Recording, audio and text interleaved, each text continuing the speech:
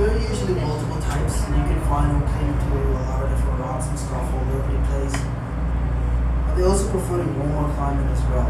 It's been up.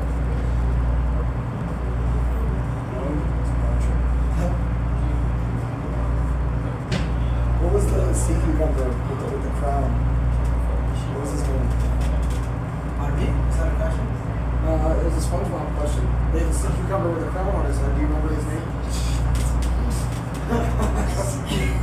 See, that's why I asked my friend about the whole book. See if everybody else knows. Does anybody remember a sea cucumber with a crab on top of his head from SpongeBob? No? I don't remember. Act like y'all didn't watch SpongeBob. Oh, well, I I just remember him. There's a whole big thing. They ripped the crown off at the end and he started freaking out because it's part of his head. You know what I'm talking about. Was it Mavis? Linus or Lionel or something like that. Something like Oh, that. that's huge. Wow. Alright. I can't think of those You guys names. pay attention below, right? You guys are going to begin to notice a lot more reef looking stuff. But it's not truly all that reef. Because you're going to notice that a lot of your man-made structures are going to be involved, such as your squares, your circles, and your lines, right? You're also going to notice a lot of your flat surfaces. You know, nature don't grow like that. So, as we slide along the stern of the shipwreck, you guys will begin to notice the circles, squares, and lines. And those circles are actually going to be your portholes of the ship. The squares are going to be your hatches.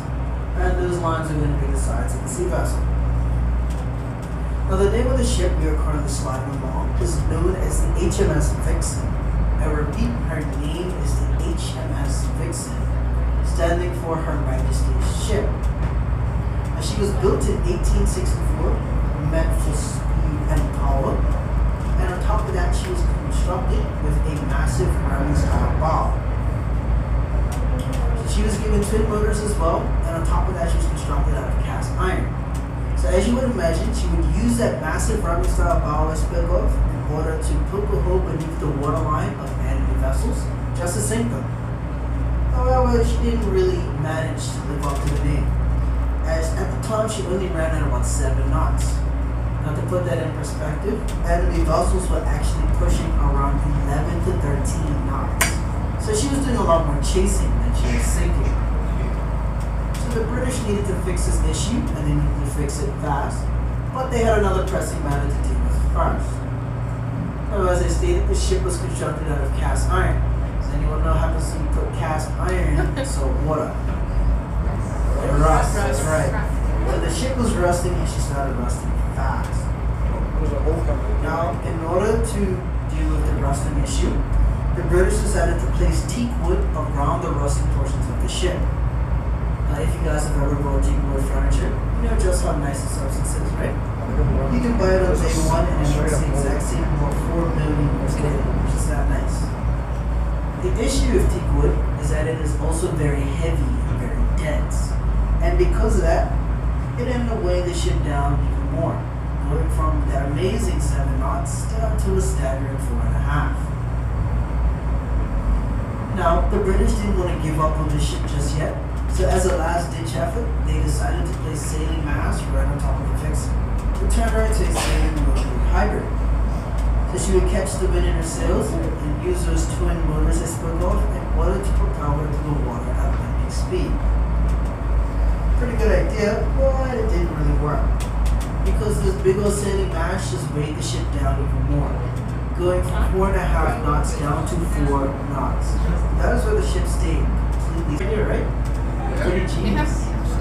Aside from the fact that it didn't work. Because whoever was in charge of sinking the ship that day must have come in drunk out of his mind and wanted to many rum swizzles, as he packed the center of it full of dynamite and blew it, completely splitting the ship in half. And because of this, the stern of the ship was actually pushed down into the depths, completely out of the way of the surface, which is why Captain Gabby can slide over it now, like he's been doing this whole time. And the bow was actually pushed up on an already existing coral reef system, making it prop up out of the water, acting more like a waypoint or a landmark instead of a speedboat. So we have failed to sink a ship, and I don't know how you fail in sinking a ship, but it just so happened.